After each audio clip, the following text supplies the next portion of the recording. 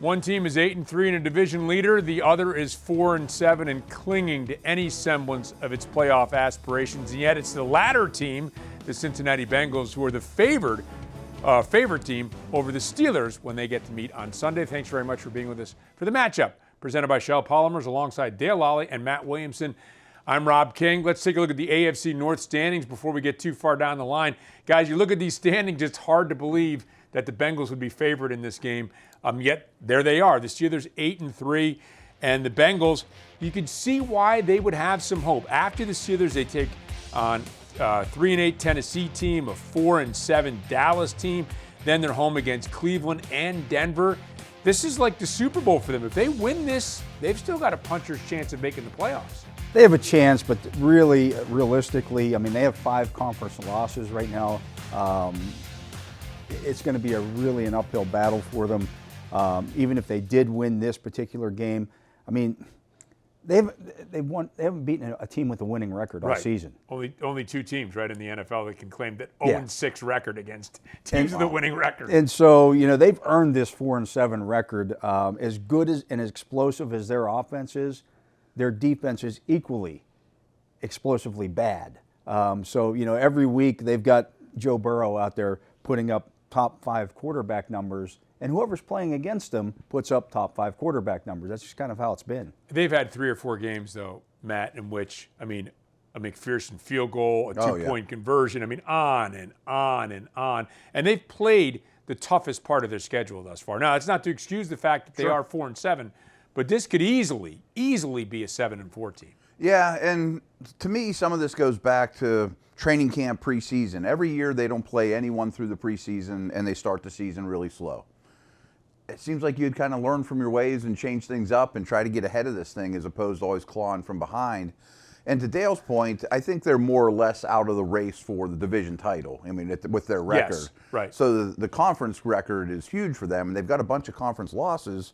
If you could give them one more, that might be the end of the Bengals. That's right. You know, and not to mention, they come here week 18. Maybe they wouldn't have anything to play for in that game. They almost have to win out. It almost feels like they have to win out. Yeah. Okay, so let's take a look at the key matchups in this game. Let's start with Matt, and we're going to look at the Steelers' offense. And you like the Steelers' pass catchers in this game going against whoever's going to be defending them at various levels for the Bengals. Yeah, for these next few minutes, we're going to talk about the Bengals' defense. And frankly, it's struggled all year. I mean, there's a lot of different ways you can attack this defense. One that stands out is their numbers against the tight end position are really brutal. And if you remember last year, Freiermuth had his best game in a long time against Cincinnati. He had put up his most yardage of the season this past week.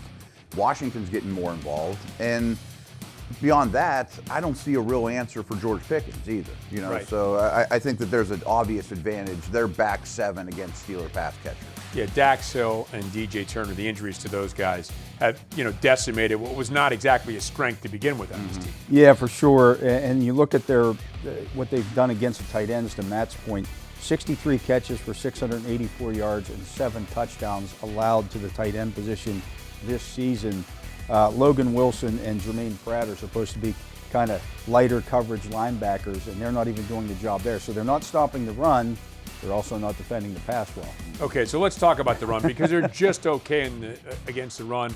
And hopefully Najee Harris and Jalen Warren and Cordero Patterson could have big games. But there's another unit, another position you think for the Steelers that can exploit the Bengals' defense weakness in that. Absolutely, Rob. If you look at it, they've allowed 401 rushing yards to the quarterback position this year. That's the most in the NFL. Now, I understand they played Lamar Jackson twice and they played Jaden Daniels once. That's 3 games. The Steelers have also played those 2 teams twice. They're number 1 in the league in terms of rushing yards allowed to opposing quarterbacks. So it's obviously something that teams have been exploiting. It's something that you can do here. I don't know if we'll see Russell Wilson run a little bit more in this game, but we certainly know the Steelers are willing to use that Justin Fields package, and if you can have some success running out of that. Correct me if I'm wrong, too. They're 32nd by a wide margin, too. Yeah, it's over 100 yards. From between 31 and 32, which is pretty crazy. So, yeah, there's a lot of ways to attack this defense, to be honest with you. And there's only one guy to me that can really, when you go into this game, look, I do like the inside linebackers, Pratt and Wilson. Mike Hilton is still an effective nickel. But for me, it's all about stopping Trey Hendrickson, who leads the league in sacks at 11.5. The guy opposite of him, Sam Hubbard, we're used to seeing him get 7-8 sacks a year. He got hurt in camp. He's never been the same. You know, the choice was surgery or play through it. He's played through it. He hasn't been effective. Their guys in the middle have not been effective at rushing the passer. Hendrickson has 11.5 sacks. The next closest guy in the team has 2. Right. That's Hubbard. 2 sacks. You've got to find a way to stop this guy. I think, you know, he can hurt you in a number of ways, obviously, in the passing game. Other than that, I think this could be a really good opportunity for the Steelers' offensive line to have a big game, but you got to stop Hendrickson. Oh, there's no doubt about it. And, you know, Dan Moore is very familiar with him. I actually found this on Next Gen Stats today. They've matched up one-on-one 130 times over 6 starts that they've made against each other. And Hendrickson does have 5 sacks in those games, but if he only gets 1 sack in this game, that's kind of his average. I'm not saying you can live with that, but I don't know who else gets home, so it might just be 1 sack for their entire defense. It feels like this is a game in which you can let your offensive linemen block everybody else, and you just put – now, everybody's thinking that, and Hendrickson still has 11.5 sacks. That's what I was going to say. The Panthers and Falcons are really the only team rushing the passer as a collective defense worse than the Bengals. But I'm sure every team has taken this exact same approach, that's a guy that can beat us, and he keeps racking up sacks. Yeah, he does indeed. All right, Yin's Chat's regular season challenges are back, and you have an opportunity to win a mini helmet autographed by Nick Herbig. You can answer trivia and predictive questions and compete against Steelers Nation for a chance to win that prize. Remember to play every week for a chance at new prizes and a chance at a VIP trip to the 2025 draft in Green Bay. Well, stick around. It's the Steelers D against the potent Bengals offense when the matchup presented by Shell Polymers resumes.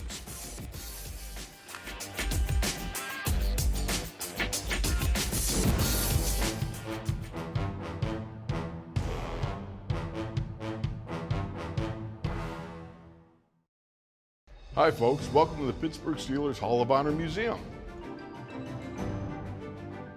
Now this is the best era. I couldn't agree more. Those teams were unstoppable. The teams were really good in the 90s. Come on, you couldn't catch those teams of the 2000s. Literally. The 70s were the best. No way, the 2000s. Whoa, stop fighting. I think every era was pretty sweet. You said it, kid. I hope you guys enjoy yourselves. Wait, your T?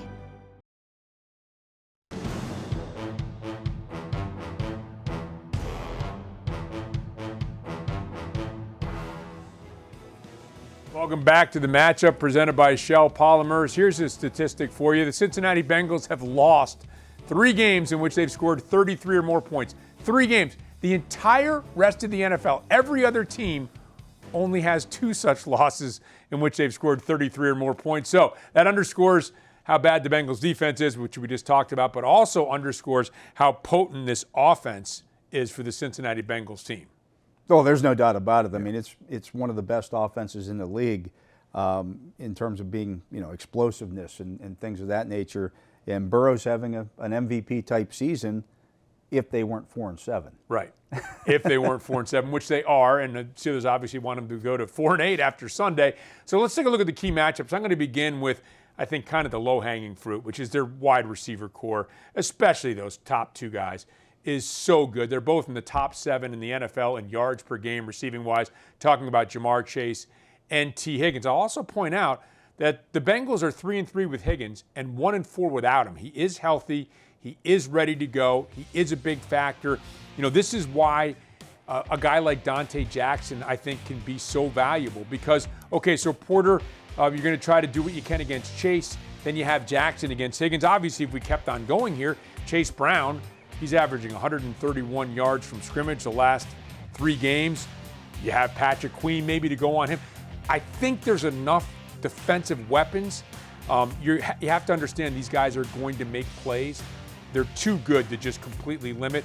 But I do think the Steelers have the personnel to be able to match up pretty well, Matt, with this talented group of Bengals receivers. Yeah, and they're going to get theirs. I mean, the Bengals Absolutely. Put points up against everybody. They're immensely talented. Jamar Chase is on pace to win the wide receiver triple crown. Most touchdowns, catches, yards. I mean, pretty impressive. Cooper Kupp did it a few years ago. You kind of mentioned one of the splits with and without Higgins.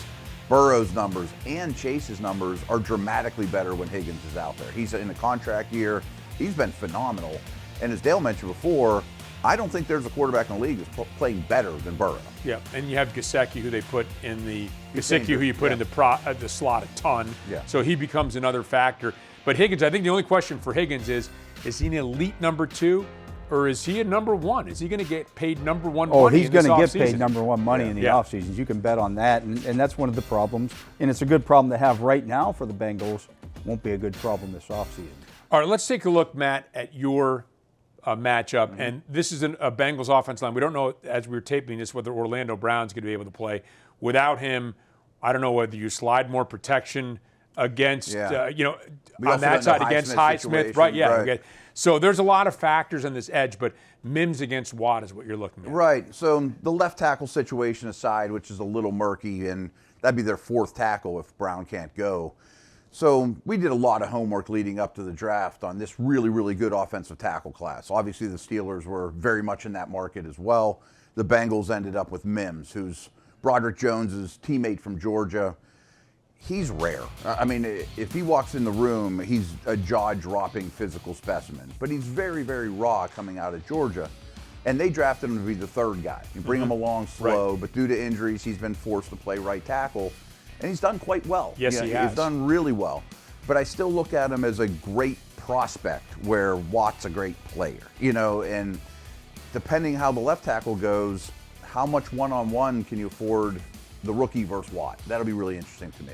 I don't think, Dale, this is a game in which the Steelers can afford not to win some of these matchups up front. I think if Burrow sits back there and has all day to pick them apart, I know their back seven has been outstanding in coverage, but that would be a very formidable challenge. There's no doubt about it, and that's one of my keys to this game.